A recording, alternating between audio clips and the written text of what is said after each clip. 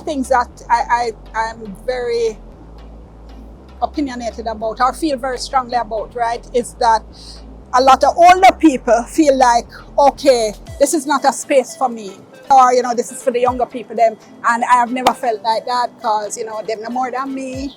So I don't feel that the emergence of young stars means my diminution. I don't think that the rising of young people means that I am somehow diminished. I don't think that because they're bursting onto the scene, I need to fade away. The sky's big, space for a whole heap of different stars to shine.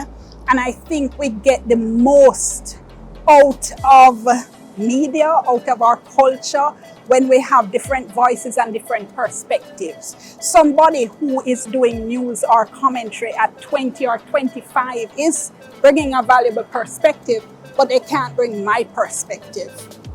I've been in the business for several decades, and once I think I still have value, and I think I still have a whole heap of value and a whole heap of things to do, maybe it's time to move on from one space into another space. That time will come, but I absolutely do not think that just because you're getting older, you need to shrink away, and not take advantage of these wonderful opportunities out there. And if I'd thought like that, I wouldn't have launched this channel. And, Ricardo Makin, as I had mentioned, is one of the people who said, no, man, this is something you really need to do. All the friends I have around me who said this is something you need to do. And I just think that is really, really important to think about, that my being in a space and making space for you doesn't push me off the stage. And neither does it mean I am trying to prevent you from rising as well.